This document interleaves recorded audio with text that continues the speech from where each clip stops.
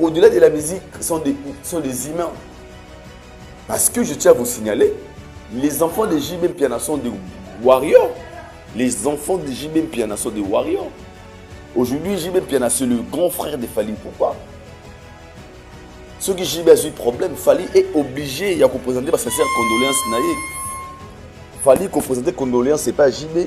Ils allaient avec sa grand frère naïe que malgré la musique, malgré la divergence, il y a la musique, mais qui bon moto et coup faté. Parce que JB vient de perdre, être très cher, sa fille. Sa fille.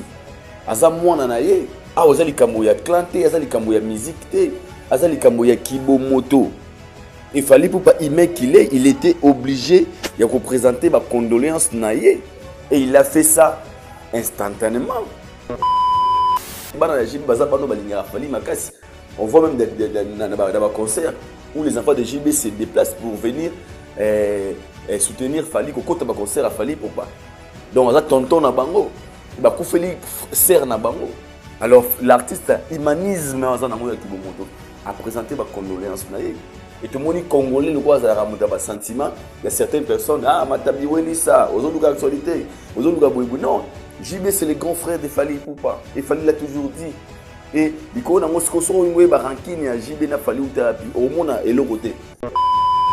Génération en Fally. Asa seul artiste. Oyo, ils ont une émission en tant que tout robinissé. Ils ont clashé, ils ont manqué de respect dans l'ennemi.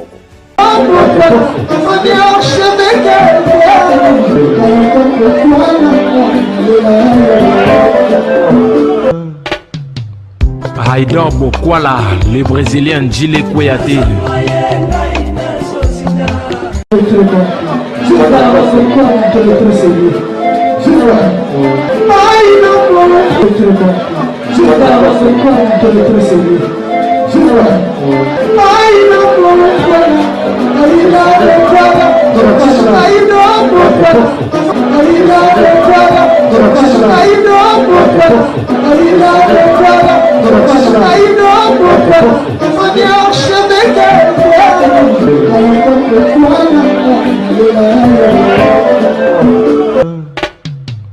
Haïdor Bokwala. Haïdor Show, bienvenue très chers internautes, vous qui nous suivez de partout à travers le monde. Bonjour et bonsoir. Nangonga Bokozwali Bakou Yako Talabiso. Émission Nabino, une émission qui est présentée par le vôtre. Haïdor Bokwala ya Pembe certifié. Nous avons toujours Nzambe, Asalara RRT, Asalara PC reprêté. Un grand merci à vous tous. Vous êtes nombreux, vous êtes partout à travers le monde en train de nous suivre. Je vous dis un grand merci surtout à abonnés fidèles à Haïdor Média Télévision. Je vous aime beaucoup au fond de mon cœur. Nous vous disons un grand merci. Naba soutien Nabino, Nabaye Oyo bo partageaka, Baye Obo Emaka, Baye Obo commentaka positivement, Baye Obo pesaka ba préoccupation Nabino te ba remarque, na o toza ko sala pour toi améliorer encore une fois la manière de faire des choses et nous vous disons un grand merci. Un grand merci. Nabino nyonso partout bozali, un grand merci surtout Nabaye Oyo, babengaka biso pour ko encourager biso physiquement, spirituellement, moralement. Napesibino encore une fois merci. Il faut dire un grand merci à cette équipe technique aujourd'hui futur régie finale et qu'un Américain qui a toujours été derrière la caméra.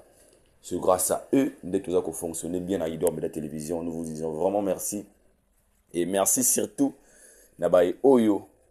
Bazalara Yabiso, là, je commence à ces grands messieurs, Nalobara toujours, pardon. Nzambe, Asalara RRT, Azalara PC prêté. Nzambe, Asalara RRT, Azalara PC prêté. Big salutations comme ça, papa Jean-Flavien Kaniki. Il y a maman Sandra Aguito Kaniki. Salutations à vous. La bossanité, lui s'appelle M. Gigal Kissoula, de la maternité à la maturité, toujours propre. Salutations à vous, M. Gigal Kissoula, si vous allez sur Rolandabiso. Et la famille est sacrée. Lundi et là, mon abino nyoso. Oh, Borosvali, Bakota la émission, le lundi. Oh, Borota la rompe mikolo mikoya. Na pesibino ba bonjour, na ba bonsoir. Na monga Borosvali Bakou et Ota les vidéos. Nabagi, je pense que vous avez remarqué, Tolasaki concept Nabiso, oh, il y a rétro. Et puis, le concept là-dessus, il y a une émission en anglais, où je pense qu'on va en tourner aujourd'hui. Et bah, soir à Brosois, une émission en anglais, où on a parlé, il y a bah, artistes à la mission beaucoup plus, on a parlé de l'artiste Fally Ipupa. Tu m'as décortiqué, tu m'as décortiqué, moi, mon cœur. Dans l'émission à Lelo, je pense que l'émission au côté à Lelo, vous avez toujours connecté, scotché pour ces dons-là qui parlent que l'anglais et qui comprennent difficilement le français et le lingala. Donc, vous avez nous la solution, je pense que vous avez un problème à mon côté. Merci beaucoup. Les autres sur la bongo, c'est GBL, sur la CG, surtout, tu es Billy Kambo, tu écoutes dans la communauté congolaise, il y a perte, il y a moi, il y a Papa Chéri Mina Damajibin Piana, qui vient de perdre sa fille Océane Piana, ou à Tiki Bisso. Vraiment, sincères condoléances à la famille Piana, Jibin Piana, et ainsi que la maman d'Océane. Courage, n'abi que sa facilité. Il y a que ça la fleur d'âge, que Nzambe a consolé. Motema ya famille, après Sabino Kimia. Kimia. Et tu reçois la yango, je le sais à Jibin Piana. Mukulu. Tu reçois la dossier naïe. Tu reçois la paix. Dossier, il y a artiste musicien, Fally Ipupa. Restez connectés. Tu reçois la. Voilà, on va dire que tu reçois la Fally Ipupa, tu reçois tous nos artistes.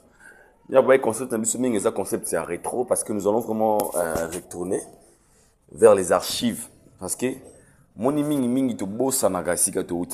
if you don't know where you're coming from, definitely you don't know where you are going.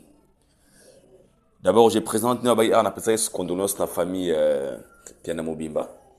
Et là, c'est ça que tout le babou est pourquoi? Parce que beaucoup de gens vont être étonnés. Tant que mon acquis message, il y a présentation, il y a condoléances, il y a Fally Ipupa. Pourquoi je dis ça? Parce que mon acquis sorti médiatique ces derniers temps, il y a Roger Ngandou, il membre, il y a groupe BCBG, groupe cher de Papa Chéri Jibin Piana, par rapport à dire na télévision, en train de clasher sur le trophée, Topé Koluba Fally a testé et tout ça. Musicalement, par là, il y avait des gens qui n'étaient pas contents par rapport à la sortie médiatique. Maintenant, sur la la relation entre Fally Ipupa et CV de Wenge. Je vais vous choquer, mais je vais vous dire un truc qui est très capital et très important. Est-ce que vous voyez que Fally n'a pas choqué est le seul artiste musicien congolais, Oyo, a tikala pour manquer Bamikolote. Quand je dis de seul, je parle de la génération 5. La génération en Fally. Asa seul artiste Oyo, ils ont une émission en tamoro totorobi ça y est, ils ont clashé, ils ont manqué de respect na enemoko. Je m'explique. Na ba reto to kotala awa bokomona et si ka o fallait banda koloba. Les gens qui lui ont donné le goût, il y a aussi la musique, ils ont bavé na Wenge. La même émission Fally donner Jibin Piana comme exemple. Bavé na biso ba munkulu. Et ngana bino toyebi comment Fally valoriser ces villas, même s'il n'a pas passé par Wenge. Donc, Azana Aden ya Wengete, mais comme c'est une personne qui est très polie, Azana humanisme, Azana respect, yaba aîné, malgré la position qu'il occupe actuellement, mais il garde toujours le discours de respect et pas Bavéwana. J'ai vu des gens étonnés, Fally vraiment, au présenté condoléances pas JB, Boyeboyete. Au-delà de la musique, sont des humains. Parce que je tiens à vous signaler, les enfants de Jibin Piana sont des warriors. Les enfants de Jibin Piana sont des warriors. Aujourd'hui, Jibin Piana, c'est le grand frère de Fally Ipupa. Ceux qui Jibin a eu problème, Fally est obligé de présenter parce que c'est condoléances naïe. Fally qu'on présente condoléances, c'est pas Jibin. Ils allaient que sa grand frère naïe que malgré la musique, malgré la divergence na biso, il y a la musique, mais qui bon moto et koufaté. Parce que Jibin vient de perdre, être très cher. Sa fille. Aza mwana na ye. Ozali kambo ya clanté, azali kambo ya musique te, azali kambo ya kibo moto. Il fallait pour pas aimer qu'il est, il était obligé de représenter ma condoléance na ye. Et il a fait ça instantanément. Tout le monde a qui quand tout de suite news il y a matanga directement l'artiste a posté mes sincères condoléances à mon grand frère. À mon grand frère. Et ceci n'est pas que ça n'a pas gravité parce que c'est logique. Mais j'aimerais juste interpeller quelques personnes qui oublient et qui confondent ma profession, na vie réelle, na vie privée. Parce que nous avons, au-delà de tout, de la musique, bazana mitema.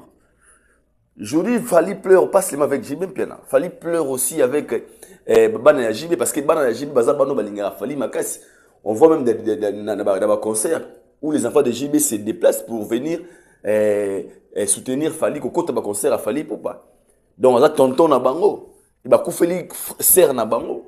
Alors l'artiste humanisme a présenté ma condoléance naïe. Et tout le monde congolais le quoi ça ramonte ba sentiment. Il y a certaines personnes matabi welisa, ozoluka actualité, ozoluka boybu. Non, JB c'est le grand frère de Fally Poupa. Et Fally l'a toujours dit. Et diko na ngosiko so ngwe ba rankini ya JB na Fally ou thérapie. Au monde et l'autre côté.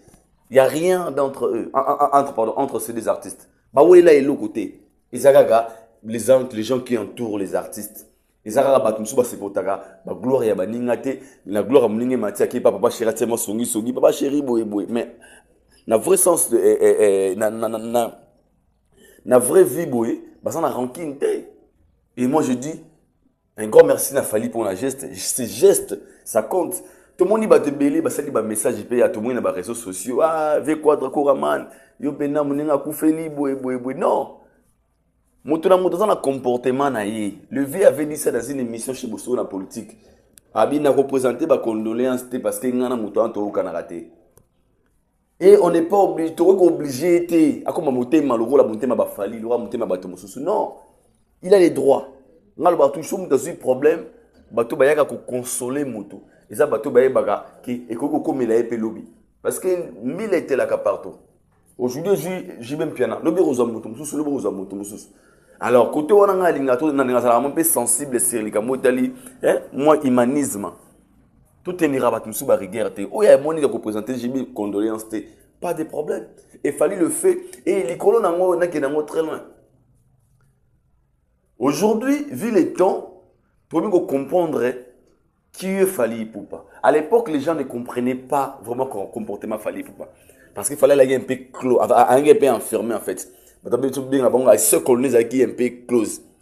Mais vu le temps, on commence à comprendre, ce type c'était une bonne personne. Parce qu'à l'époque, il fallait autrement un orgueilleux, un prétentieux, un gars qui n'est pas gentil, un homme. Tous les noms, les Congolais ont appelé Fally Poupa.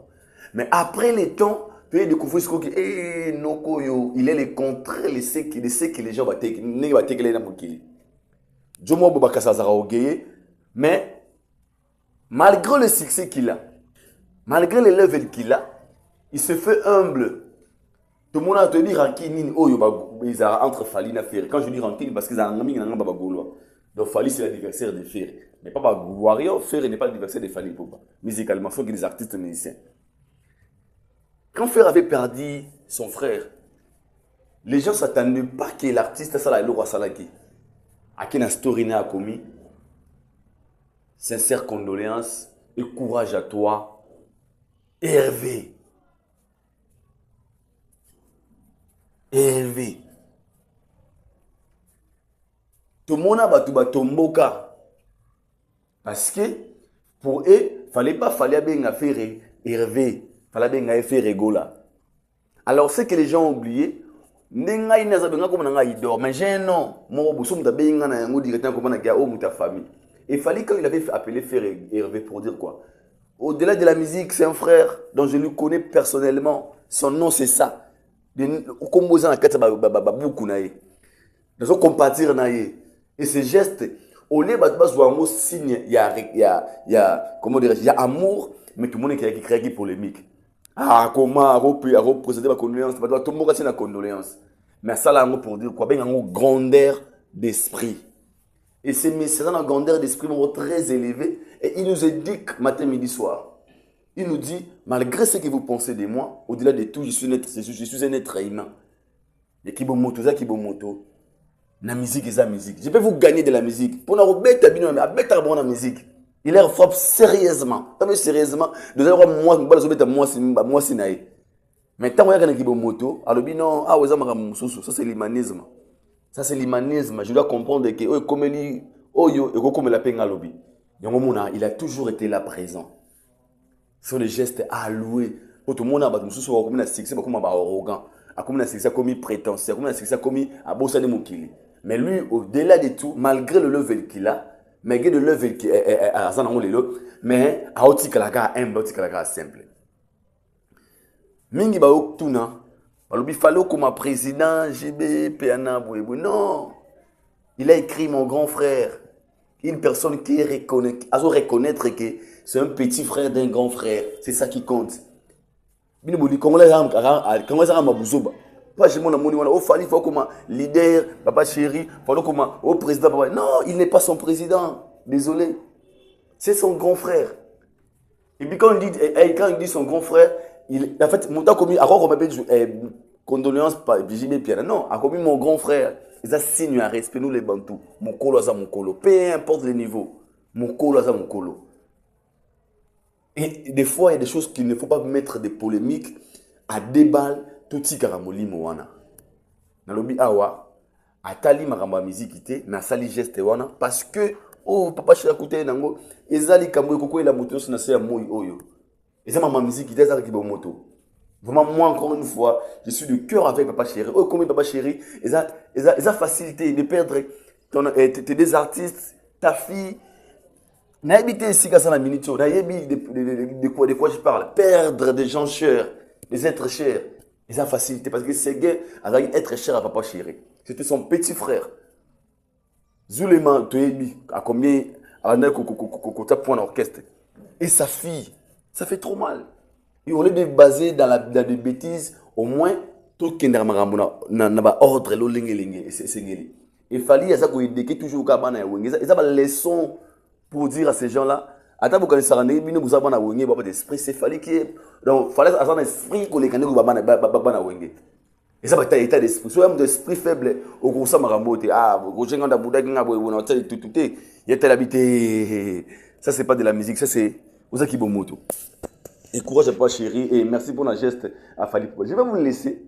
Pour moni bana pe alelo musu ba kutaka polémique en JB Fali musala wa sali pona ko e conscientiser nga lisusu pona ba ouais no bana mai tu ba zo bosser ke o no so na yokel bon mona mai mona zongi sous studio on a sur na yo te bilo on a yo faut ça déjà tango lobi déjà que bon na zo ko ta studio pona enregistrer donc c'est que tout ça les conception de mamuto là c'est bon donc zo kende peut-être ko ba ça o améliorer ba nuance ba ni ba texte en fait réalisation album déjà il faut avoir une idée pour moi on a ça la droit chemin na ça qui tout ça album en danger de mort et puis il y a 13 titres ça à droit chemin vraiment na inangai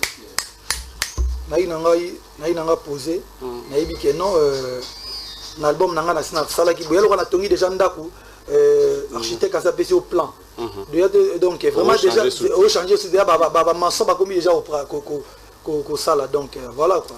Fali Poupa, droit chemin, 2 ans déjà depuis que nous continuons à vivre avec cet album. C'est quelque chose qui impressionne, c'est-à-dire c'est pas facile. Lelo, yo moro Fali, bah concerne yo partout, tilelo et là droit chemin. Et déjà tant au droit chemin ngabima beaucoup plus les puta et zo ampleur. Mais cette fois-là, on s'est dit Togogi déjà qu'on goûtait tes Arsenal de belles mélodies dans le concert. Non, puis moi que beaucoup déjà Cadena ils ont un arsenal de belles mélodies. Donc Cadena il a la meilleure chanson dans la meilleure chanson on est bimate. Oui, ça a succès. Pour moi ça dit les kilanga na Lubumbashi pour la sali bango jemorobo. Mais faut mon maboko na kena matadi na sali bango jemorobo.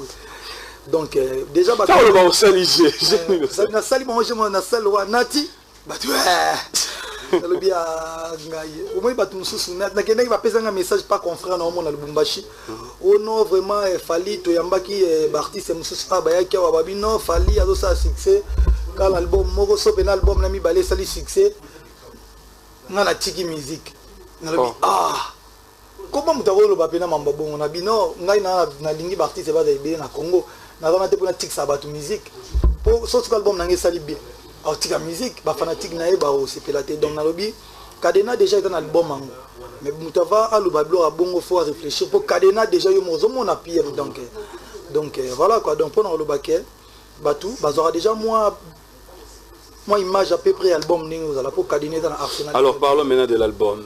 On est à quel niveau? Fally Ipupa concentré ou Fally Ipupa s'est dit ça va déjà l'état protocole? Non, mon album niveau toi un album na ngusano cerf-volant Kaboul. Pour ça na bani ba faire Arsenal na ngaza bena concentré. Album déjà ndenge za wana enregistrement banzembo to live to salon et puis moi tout na lingi na bosser vraiment à l'aise. Si vous remarquez que à l'aise tout la droite chemin est trop stressé donc na bossa na bimse énergie trop. Yangwana esenga pena zonga mo tempo na récupérant dans la bossa à cheval na studio il y a danger de mort et puis droit chemin na kota ki donc na sala bena forme ndé to sala ko ba ndé na biso ba congolais na koti na studio na sisi na bimara tango et si mais tout vraiment na preset na course na mutute na compétition na mutute na zo sala na tembete na zo sala musique na beta musique na ndé na lingeli donc na calme na zo bosser bena nzemo banze musundela bena na beta na yemba ba mixa misunde kana to betaka ba guitare ba kier kuna to salite misu to beta ba guitare to sala ba kier ba lead non na salite misu to na sisa tout etikal kana dédicacé donc on bosse pena ce qui n'a eu compositeur monde to benga na mikili ya bien na se déplacer na ke ti côté na to enregistrer to bosser to silisi après donner vraiment calme album ils ont avancé vraiment fin septembre en tout cas so nzamba sungi so to déborder mon muketo comme en octobre album fait bien. Ah bon? Ouais. Septembre? Ouais, en tout cas fin septembre, début octobre, album est bien. Et sorti album Wana, vous le pensez de Yomoro? Parce qu'en fait, déjà produit na yo. Dans le minute de Yomoro Yebi déjà, grandeur, il y a produit na yo. Et par rapport, il y a marché, je dirais, Batu Obalandaga. C'est-à-dire, il fallait Ipupa, s'il faudrait dire quelque chose, je sais que c'est un peu difficile, par rapport, il y a droit chemin. Na produit aux anango déjà, au bisoto Yebi nante. Mais to Yebi par rapport à Cadena déjà. Fally Ipupa se dit quoi? Moi, approche les amwanda, ou bien moi, écart, en tout cas, ils ont le rôle là. Photos de la vérité. Ils ont le rôle à Moutaboti Bana, en tout cas, moi, on a boté les bossons qui toko. Mais on a boté à tout. Il faut les kawa les bossons qui toko. On a super été. Il faut le bas. Moi, on a boté les bossons à qui toko pe maïle. Mais on a souhaité son zambalingi. On a boté à tout. Vraiment, on a maïle moko. Atego na se ya mwana o naza na été mais eko kanata eko sala pe que bon abotami pas na na maila se bon wana sko ba priya mingi na ba 14h ba 19h biso to priya na 5h nzambe mabone via exaucer nzambe wa nzambe cha mo a peu près to sala bo donc ngelo banini album nanga droit chemin na calculer teke za ndenge za bo c'est dit na salango na sali on kana ndena bulaka na sali yango na salango tout le monde qui a 2 ans, 3 ans, 3e année, donc avec succès quoi. Na calculant on a na mi bon manzo toté. O pe ndenge moko mais album on a eu par hasard té. Na sala ngo bena na zo gitana nga au sala album wana. Je crois na préparé une année mais on a bêti 2 ans. Donc ndeko nanga bato ba sa ma confiance à moké. Et puis album on a ton na sala kiango na c'est vrai qu'il y a eu déjà maturité zalaki moi connaissance musicale pe zalaki moi ba ko yoba horizon mususu mais lelo sikoyo ndi supena na lito yefunga misu makasi doit chemin edenga na voyager bamboke belé na moni réalité makambo belé pour musique faut pas ka to ta musique a na kin to beta ka musique te ya Kinshasa ba foire ba Congo beteli bandeko na bino na Kasavubu ogo beta na Paris pour Paris communauté mutela donc so dobeti na Kinshasa ogo beta na poto wana ba Paris ba LC banini ya go beta la communauté musique eza faut que na ba Gabon ba Abidjan ba Cameroun bato ba balingala te me balingi Et ça, bon, c'est très important. Il faut que tu aies le pour ça, tu as ok, so beta na poto. Bon, il y a une communauté, mais so beta ba Cameroun, ba Bénin, ba ni wana ndo ça dit album écoute. Donc il faut tout ça la musique. Faut dans la format ba mboka to na balinga. Donc ngai na fungoli lisu ndenge msusu lito ipe ndenge msusu. Droit chemin na sala ngo déjà. Izaki moi ma be mingi trop penzate. Donc oyo lelo, je ne pense pas que na oselo moro ezala bena. Bon, l'homme propose, Dieu dispose, mais je pense que l'album on a vraiment de on a battu misu na bango na matoi na bango et au CP là. Pourtant on a liste là qui c'est-à-dire level. Donc level. Hein, level, na borasika level. Bah mon abena que jolibilitationnisme mentationnel mais ya misu. Et là on banga te un jour au Kanga. Et nous sommes vaillés borna. Moi net na loba ke pakola mi batutu lo ki chasse me pakola. Na ba respect batutu. Na ba d'accord batutu. Na loba ba mise en disponibilité. Ba nous sommes la mise en disponibilité. Quand tu sais que na ba choisir. Donc jolibilitationnisme mentationnel mais ya misu au sala. Ba mon avena que non, clip a bien. Voilà quoi. Avant de partir de côté de la régie, j'aimerais peut-être avoir une idée. Fali Poupa, les lots valeurs artistiques, je dirais. Parce que yo sur un plateau.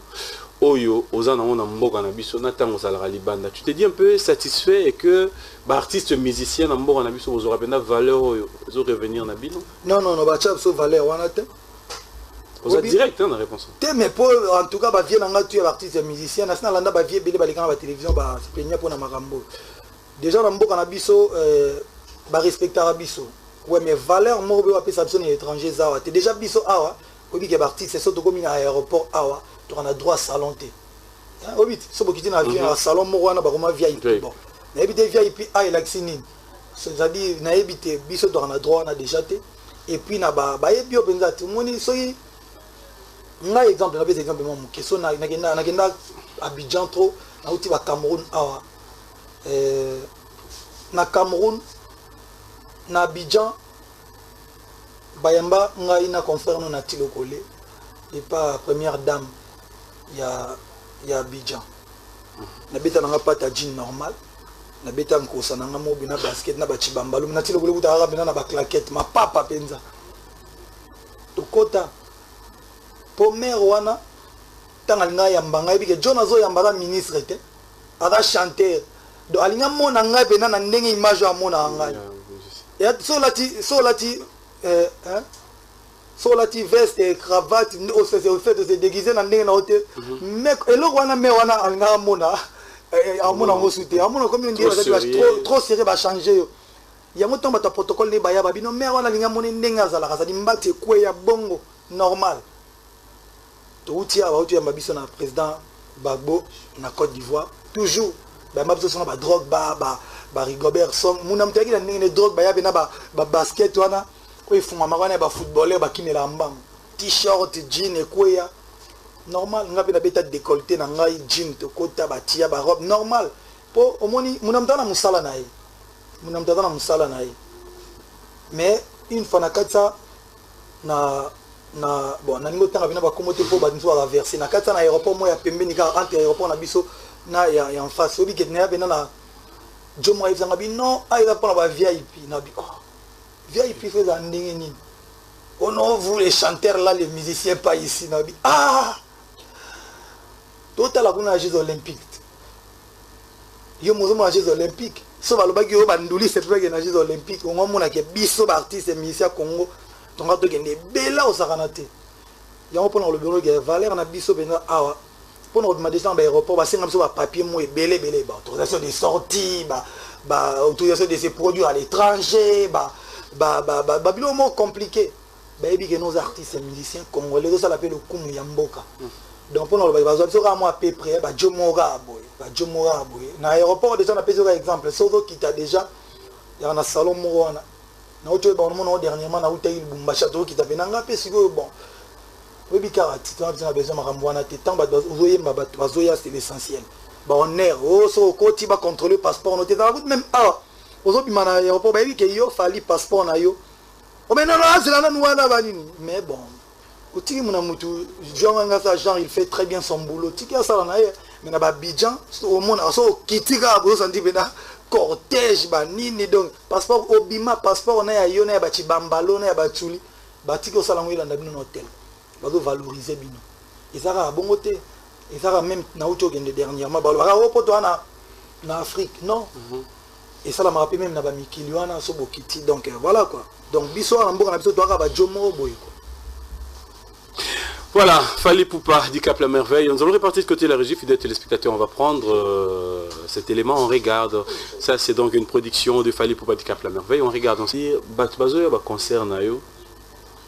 Eza ba même Nzembo yo. Ba banda robina. Yango ga bazo bina tout à l'heure là, faudra dire tozo gende susu. Collé, presque 3 ans. Même chanson. En réalité, la musique, ça il faudra qu'on en parle. Toyeba yango que Batbabé tarapenda pas comme il a 6 mois, 7 mois, une année presque ça déjà. Il peut aussi tobaye banzembo to yoki yango trop. Peut-être ce que les kinde ba année mingi, on est comme non, atozonga na nostalgie na biso wana. Mais en fait Fally Ipupa garde encore ces niveaux. C'est quoi en fait? Ouais, ils ont le rwandais baba biloko soki au lebilo moya consistant et ko kangwa ta journée mobimba.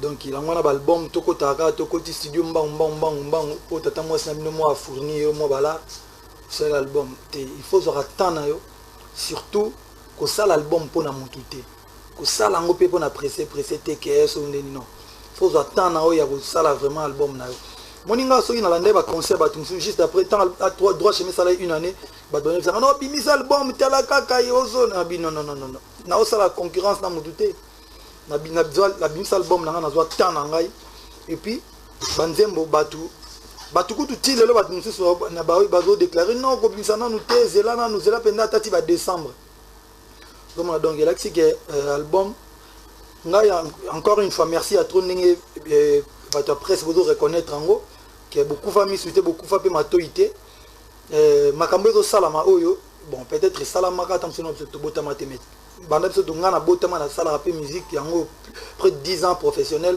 non na mon album mo sali 2 ans boy avec succès boy et au ça nango 2 ans ça dio baila no bimisa na hotel au beta rapper ba concert te au paiement que album na 2 ans na ba bar izali na ba hit parade des os beta vraiment ba bazo ya concert net le a pas masika loboko na colonel Van na kinkole ba to ba roya izali vraiment et salama penza moi mingi penza te. Mais tu te dis quoi ezo salama non au moninga ina force rabilo roté nazo remercier déjà Nzambe et puis nazo pesa merci na bato bazo linganga wana et puis merci na bato yo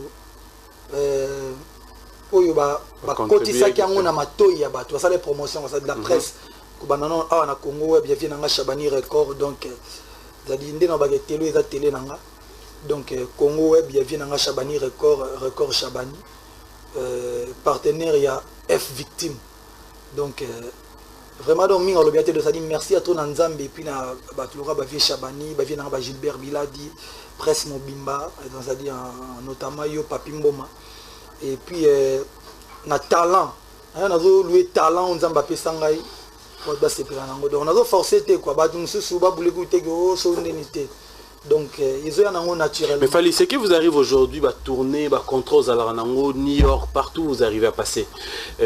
Pour Nayo, au réaliser rêve, il y a vie Nayo, où tu ne t'imaginais pas qu'un jour, on va comme à un niveau. PM. Mutuvo ambitieux, donc mutuvo y barangata na ndawo beta musique na quartier bat. So bozongi boke ne ba un micro baladé à boke na babanda na sundi précisément. Pour bandika na sundi côté na kola na banda musique ba biso na Joana. En tout cas, bandaka la zone bara en tout cas, il y a l'oro moro. Dingue pasteur Konde na bete Saïd alobara. C'est-à-dire na l'oro moro boy. Déjà pendant ces rentrées de beta musique na ba master na ngando bara un jour ngai. Il faut na da artiste et musicien moko. Ata munene trop aimé. Il y a moi munene na mboka.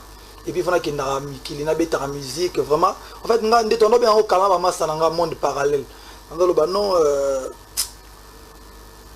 un jour fait comme madame Ablo retourne à Boulara et comme mouké donc na musicien mo fabriqué té na banda déjà musique bon ko sanga ba vacances ko bina na bana mai déjà ba 80 91, 92. Mais ça arrive souvent, Lélo, excuse-moi là quand on parle, dans l'orchestre, au évolue, pendant que vous étiez dans ces orchestres, pendant que l'orchestre continue, le leader, il y a groupe, ils ont toujours formé, ils ont fabriqué des missions, ils ont formation. Non, au moins, ils ont un leader à groupe. Ils ont un groupe, ils ont un groupe au route. Ils ont un hypocrite, ils ont une télévision, exemple, au Congo web. Ceux qui ont tapé ça comme animateur de journaliste, aza vieux moi aza na chaîne mobo o bango lo bango po tam su vient nga Chabani record lo lo ngana hypocrite ngane na vandia ba pesa nga guna beta musique et la wenge de wenge musica donc ngana mwana bandalungwa wenge musica ba vient na biso nde ba pesa nga guna beta musique même temps na ina quartier la télé lo ba ke batu ba pesa nga guna beta musique et la wenge musica donc tant que tout la télé na groupe na biso structure le roi Wenge, président, donc directeur financier, donc administrateur, on dit 5, une image à Wenge Musica. Donc président, donc Bajibé, Wera, Dolph, Blaise Boula, il y a bon. Tant que l'on toqué sur une orchestre, une nouvelle alliance, et ça arrive à bon. T'es que John Mola Trapé, mais nous la bleu. Il y a bon.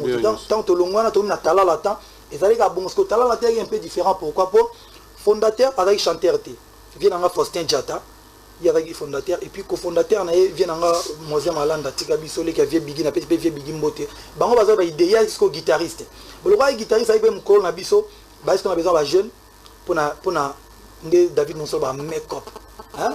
Parce que ngana il parmi ba chanteur wana ngai masa nga pichulu zolo a télé kunyanga ba masebele bele to za misuku ba pe na ba nga lelo ba zagalo ngai sikoyo nazalaki moi tête d'affiche, c'est-à-dire moi lead vocal. Dans lead vocal, dans un groupe, on a un lead vocal. Tant que l'on a ngai batu fo mona ngo bamambo te po ça net ka trop ngana ta on a continué dans quartier latin en fait ngana kenda osa tester nga bazwa ngai bakina otika nga officiellement groupe mobimba bana bandali ba yebi masolo oyo bakina otika nga na quartier latin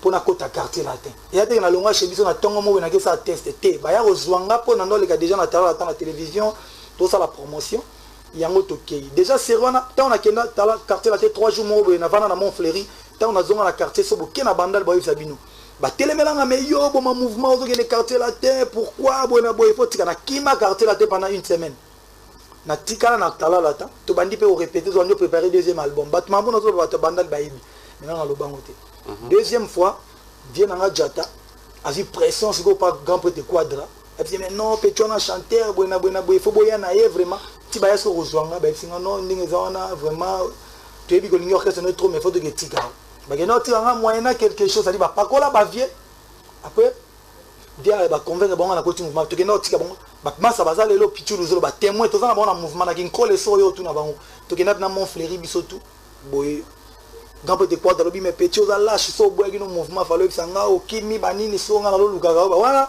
na yembi no album te ne so wana ça dit na redescend na kisha sa te ça dit vient ndelo ke loko grand peu de quoi dans santé ke petit wana bena moi genre ti ba yapi ba tika nga officiellement le bino na tepé na petit na nga oyo atika ko ta mouvement bino ba masane bo continuer mouvement même jour wana to kena casier judiciaire pour n'aller pas ça 2 semaines après to kena Cameroun de la ici que quelque part na talaga est-ce que ba chanteur mota ke na ta pas mota yemba album moi mon était ba rezoyer à kota tout monde mo pas grand trop to chata niveau na biso ne non yaka comme beta langa akimi pena zongi lelo je ne pense pas pour tout bon mo buleka mikili succès ba ni ngana boyang est-ce que non azaki déjà na vision mon ando na yebaki ke na mona muke mais na yebaki ke na talent. Mais qu'est-ce qui a fait que au mythique malamo yo kende pas quoi pendant que o dako linga pe wenge on pourrait plus comprendre que fallait direction na yo ezalaki ba wenge. Ouais mais bon moni ndeto baka ke no ba mécanicien biso eza ba mécanicien ya nzambe te na lobby te ke na ndolinga musique musu te mais ba pesa nga goût ya le roi obota mo bino télé te mona ba mo télé noir blanc obi wana mona ko ndé télé suki ya noir blanc ngolo mona ko télé mo en couleur o comprendre non ba télé en couleur ya la ka ba plasma pe koma na ordinateur no pour la télé donc ça bon biso nga ba génération ya biso to d'après ça ba goût et ya wenge bana mengo ba tellement hypocrite ba la télévision ba fentaka no biso pour rien ya nango logique ya lo ba vient na biso wenge ba d'après ça ba goût eta ba papa wemba ba rambo do eza nango bongo après tant ce qu'on a yé na eko kola to mo siko beta na batala la temps to mo comprendre siko pe que non non zemdule boye tant on a yé siko na tawa ata pona kota siko quartier latin tant la vendu ce qu'on a quartier latin à comprendre ce qu'on habité awapé et à danger on dit qu'il y a des tchatcho banini donc ça dit ça dit écriture ça dit maramba kitoko pe donc voilà rati finalement na mona keno place nanga ezala ki apota musu pe soki na kinda na wenge tamsu pe na explosa boité donc ba pesa nga goût na comme un musicien lelo eza wenge surtout au vandi dans quartier latin ou acquérir quand même sous donc ça dit tant on avait dans quartier latin des salinga siko ni na za boy ça dit artiste et musicien mur oyo c'est quartier latin mais ba tu pesa nga na comme un musicien eza wenge mais ba au place oyo salinga ina comme lelo artiste et musicien boye bena eza quartier latin donc grand peu de quadra donc voilà quoi après bon au tiki sous ouais après grand peu de temps on a tiki sigo ça fait un plaisir, c'est pour la toute première fois que Fally tu sois un peu ouvert comme ça la réalité ça me va donc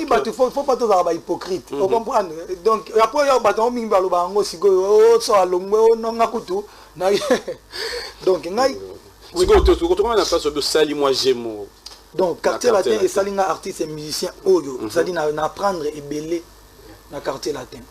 Donc, belé, donc, sur le plan scénique d'abord déjà, quartier latin, et puis façon, il y a comme Mabenanzembo, quartier latin, de Fungolingaï, et puis quartier latin, de Yebanisingaï, Pena Mokili. Donc, après quartier latin, est-ce que nous avons est-ce que droit chemin de et naoloba Yebanisingaï, l'issue ma casse, c'est-à-dire Mokili belé. Pour net battre là, net le monde tout ça là. Na Passy, na Jacob Desvarieux, na quartier latin, bon, ce n'a rien à salangoté. Non, c'est les gars là, c'est les chanteurs de Kofi, non, c'est les gars. Moi, c'est les gars. Mais les autres ici, bon, non, vous connaissez un artiste congolais Fally. Ouais, ce mec là, il chante trop bien. Oh, wesh, vraiment, on a envie de travailler avec lui. Wesh, mon gars, vous comprenez? Bah, il y a disco combo. Naolo Baké, vraiment, quartier latin. Et Yebani Sangaï, vraiment à 60%. 40% si vous êtes bon, on a égoïé Banasiko, pendant des qu'on a motonga si on est là. Donc accomplir, donc il faut. Mais Fally, s'il faut faire un conseil à tes jeunes frères aussi qui évoluent dans la musique, c'est-à-dire il t'arriverait pas un jour au PC un conseil que il est grand tabac qui n'est pas bossé, peut réussir, au PC on s'en fout encore, on peut un conseil que non, bon, oui, bien au CB là, avant émission ici, là vraiment de Gonanga, pour de toute façon, on sait à Soboboy.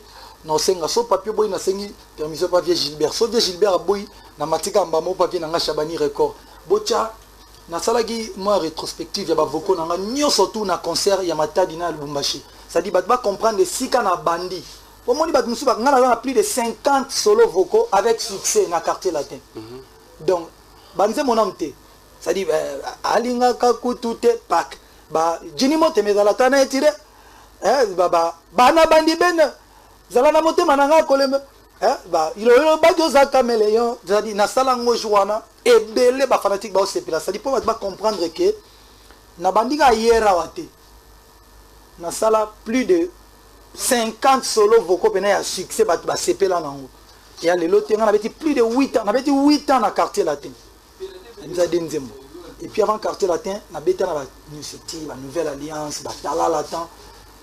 S'il faut conseiller mutu bato bato génération nanga o basi basali ba peu près ba musala neti ne onga la sali ba comme na niveau so ba besoin ba album na conseiller bango na conseiller après bango belé ba mususu même na yeda bango to bengi peta musu ba producteur ba mususu ta mususu ma conseil na yeda bango mais ba ona nu basali na ko conseiller jamais mutu ona na sali ta nzembote to abeti azata na papi de 10 solo vocaux ba yebi ke mbala moko au sala au imaginer que sala maramneti au bisona ba massa msuto au sala bon quelque part ils ala na éviter son conseiller moi bien mais je crois que il faut conseiller moi toi kende malé mais ça dit ndé baloba ke na tika tango na tango ça dit azwa tanaye a kolisa su musala bien ndé biso tondo lo na quartier la tête ka face hein donc mon gars tant lo ba ke na sala album bien que ba no sanga confiance mais batu mususu lo ba ke non totika non nous pechopo ba mona quand même moi ici kana outil moi babiloko donc voilà quoi ngana ko conseiller ba tout que bolonga ba orchestre na mino bo sala mbamu album qui est facile facile non bon il faut tonga na nzela comment y réussir comment on a réussi on a ébiso so moi ezali ozonga moi retour no au sentir que on va quand même voir ça en image, les téléspectateurs. Nous regardons les savoir-faire de Fally Ipupa du Cap La Merveille et cet artiste musicien. Avant droit chemin, on regarde et on sait. Je ne sais pas qu'est-ce qu'il faudra dire. Mais laissez-moi vous dire, ça c'est l'artiste qui a parlé et ce sont les œuvres. Donc il est avec nous sur ce plateau. J'aimerais peut-être un peu lire sur son visage, qu'est-ce qu'il pense. Fally, tant où réaliser Marambaboé, tant où Yomoro Vandi, si vous comprendre que vous l'avez fait, tout le monde a suivi. Sans papier, ce n'était pas quelque chose qui était prévu. Mais que tant où Zongi n'a pas arrivé à côté, un mois et moi souci ou encore passe. Ouais, PM, vraiment, nanding par humanisme, et ça, là, moi, regret, mon ara, parler dans mon micro, là, droite, donc, d'un côté, droit, il manque un mais bon, c'est la vie continue. Wana ce que tant on a talé en boé. Et ça là, vocal, nous sommes dans la salle, on a 20 ans, 21 ans, 22 ans, 23 ans. Donc les lots maintenant le bac non et comment il peut tant sous après boulot donc il faut comprendre que nous après nous sala boye et comment temps sous temps album à mobimba donc il faut mettre on appelle ça énergie tellement on a moins d'énergie on appelle ça dans quartier latin pour nous souvent non ba petchona ba ya logoté ba ya banité on ba tout ba ba yebité ba na musu ba botami ba mobimba le lo ba quand on dit album à cicaté ils a ba morceau il y a babilo on a ça dans le quartier latin pour la sabatu que non vraiment to chapé moi brique même na orchestre wana et ça linga plaisir ba tu vas comprendre et si kanini to outil et si kanini to outil poto comme alelo ça dit ngana za chanteur on a vraiment donc ça dit on doit bien interprète et puis doit ba sona ba vrai soldat à quartier latin tant ba lo ba que non quartier latin au beta au centre bena grand prêtre dit que non ah va sur réel donc yo mozo ba. Mais Fally, comment vous arrivez aujourd'hui à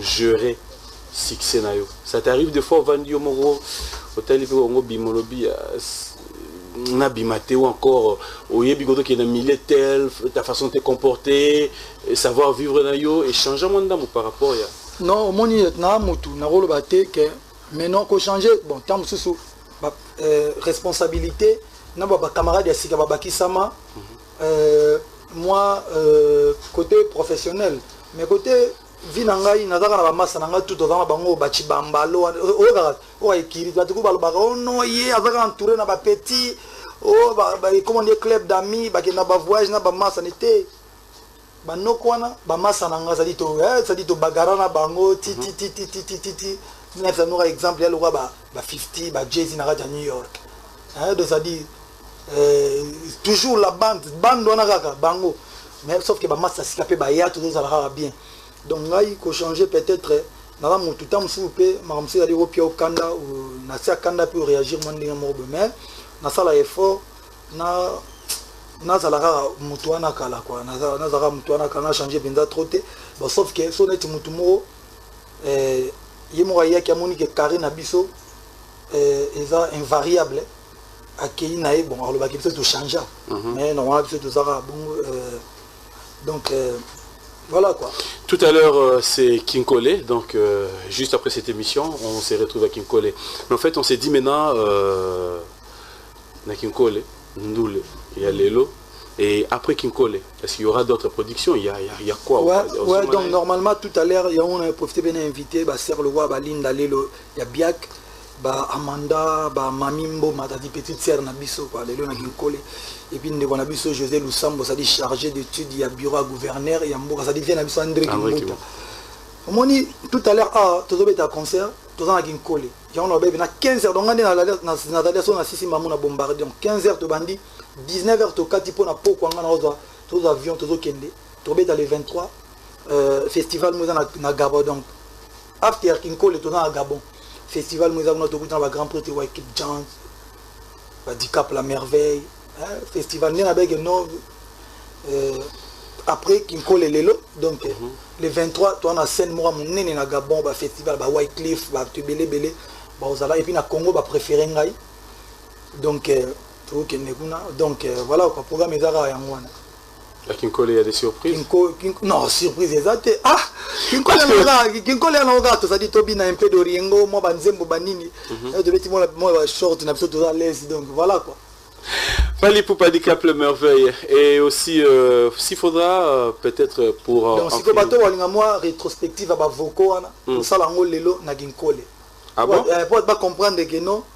Tibu le goye la ngana la monnaie ba ide pekima et on va le na na belé na zo ba na réfléchir na zo tamoni ka montage monsieur na zo na tana réfléchir pour na avocat belé monsieur on a en fait na betu ezaka na ba rythme chacho na ba détente na monsieur allait tenga me bime kota banini le roi ba netu na toucher ba avocat ya danger de mort pour na tuer ben pro ekima donc na tina ko kozeka po na kotina na kozeka na directeur artistique ya F victime donc label nangai tam so single ya mi balé ozala ba voko nanga na beta na pona redéclarer ngosiko na SACEM pona et pas cause nanya pas kola SACEM pona na lupango do na redéclarer pona.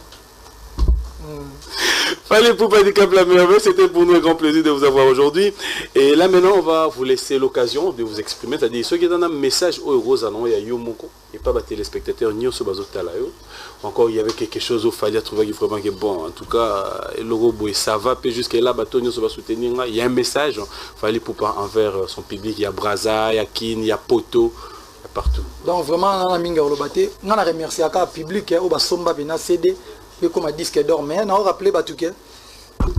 Excusez-moi, moi, ça dit qu'on souffle sur moi quelque chose pour Banda passer un disque d'or. Et c'est là qu'il est le 13 octobre 2007. Si on a album est succès, et si là il y a des camarades. Donc merci à Bafanatique pour son album. Merci à Trona Vienanga Chabani Record, on a placé sur l'espace les longs en PM. Vienanga Gilbert, merci à Batoutou, Barokuya Léona Ginkole, vraiment.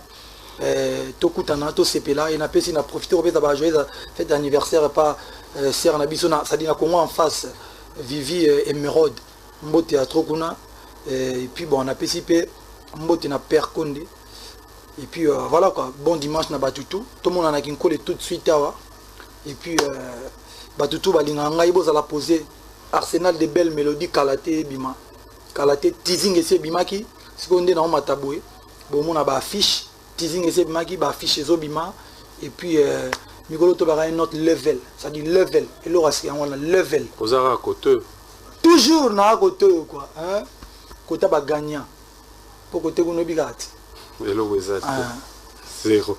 Voilà, je pense que vous avez tous suivi Branda Gibino Nyoso Blandi Rétro Otozong Sagibino. Moi j'ai voulu un grand merci, restez connectés parce qu'il y a très bientôt ici Borozoa vidéo ya Sika, ils ont côté dans des erreurs. Que Allah vous bénisse et Allah vous protège. La suite prochaine numéro d'ici là, portez-vous bien. Bye bye.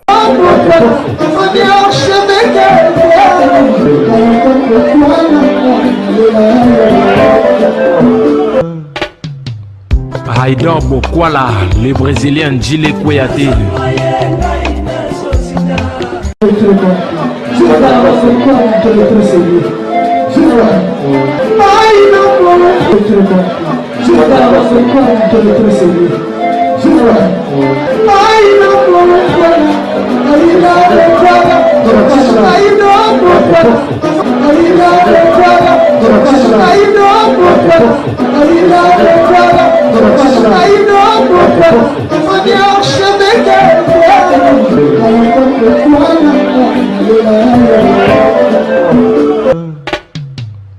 Haider Bokwala.